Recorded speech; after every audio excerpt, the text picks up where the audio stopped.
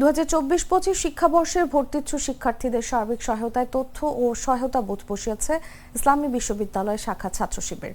এর মাধ্যমে শিক্ষার্থীদের প্রয়োজনীয় দিক নির্দেশনা, কাগজপত্র সংগ্রহ, রসিদ বিতরণ এবং ভর্তি সংক্রান্ত অন্যান্য সহায়তা দিচ্ছে সংগঠনটি। ক্যাম্পাস সূত্রে জানা যায়, ভর্তিচ্ছুদের সহায়তায় সংগঠনটি মীর মোশাররফ হোসেন ভবন, বিজ্ঞান ভবন, ইবনে সিনা বিজ্ঞান ভবন, ব্যবসায় প্রশাসন ভবন ও কলা ভবনে তথ্য সহায়তা বুথ বসিয়েছে। বুথে 4 আগস্ট সকাল 8টা থেকে সহায়তা শুরু হয়েছে, চলবে 7 আগস্ট বিকেল 4টা পর্যন্ত। আজকে আমি ভর্তির জন্য এসেছি। আমার আসতে কিছুটা দেরি হয়েছে এবং লেট হওয়ার কারণে কাগজপত্র এবং বিভিন্ন কার্যক্রম খুব দেরি হয়েছিল।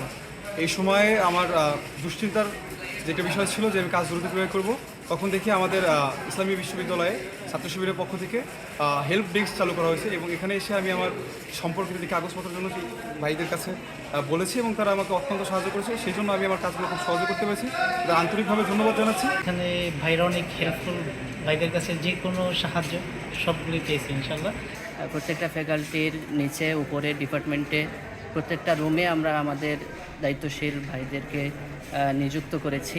শাখা একেবারে নিযুক্ত করেছেন, যারা শিক্ষার্থীদের, সাধারণ শিক্ষার্থীদের হলে যাওয়া, তারপরে ডিনদের কাছে যাওয়া, ডিন স্যার একটু দূরে হলে চেয়ারম্যানের কাছে যাওয়া, তারপরে ব্যাংকে টাকা জমা দেওয়া, সব ধরনের হেল্প আমরা।